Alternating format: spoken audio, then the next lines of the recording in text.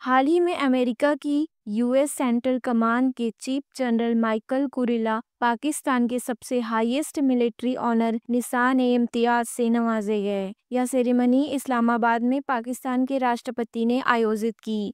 General Kurilla को यह सम्मान पाकिस्तानी सेना के साथ काउंटर टेररिज्म ऑपरेशन और रिश्तों को मजबूत करने के लिए दिया गया। अमेरिका की मिलिट्री लीडरशिप खुलेआम पाकिस्तान की तारीफ कर रही है और अपनी साझेदारी को अलग किस्म की और भारत जितनी ही अहम बता रही है। एक्सपर्ट मानते हैं कि इस वजह से अब अमेरिका पाकिस्तान को नए हथियार और डिफेंस टेक्नोलॉजी दे सकता है, जो भारत की सुरक्षा के लिए जोखिम साबित हो सकता है। भारत के डिफेंस विशेषज्ञों की चिंता है कि यह मिलिट्री पार्टनरशिप दोनों देशों के बीच फिर से एक्टिव हो रही है, जिससे भारत के लिए आने वाले समय में नए चैलेंज खड़े हो सकते हैं। भारतीय एयरफोर्स पाकिस्तान के करीब पहुंची। Squadron strength.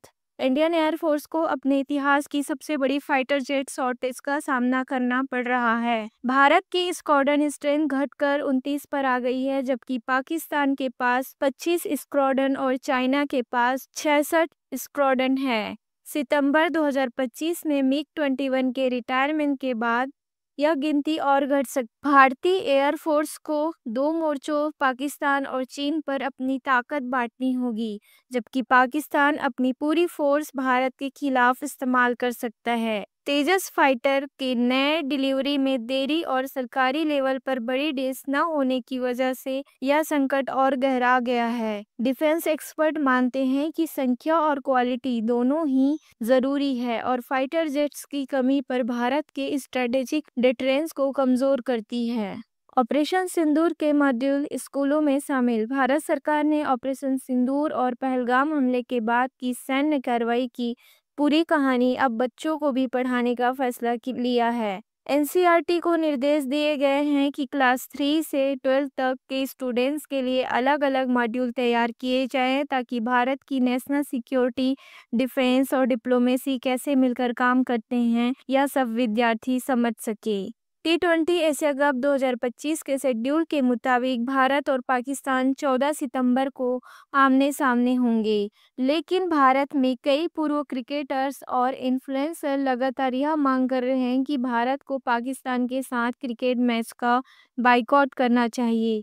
वहीं पाकिस्तान क्रिकेट बोर्ड के चीफ ने कारगिल विजय दिवस पर शेड्यूल अनाउंस कर इस विवाद को और हवा दे दी है। लद्दाख में दलाई लामा के दौरे के दौरान भारत सरकार ने इंडियन एयरफोर्स के वीवीआईपी Mi-17 हेलीकॉप्टर्स को उनकी मूवमेंट के लिए डिप्लॉय किया है। साथ ही एयरफोर्स के पायलट्स और क्रू दलाई लामा के साथ पब्लिकली दिखे हैं। इससे चीन और अधिक असहज हो गया है, क्योंकि चीन हमेशा से दलाई लामा को लेकर भारत से विरोध जताता रहा है।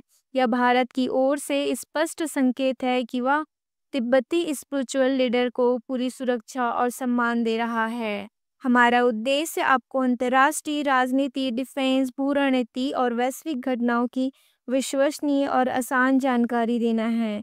जुड़े रहिए। नमस्कार, जय हिंद, वंदे मातरम।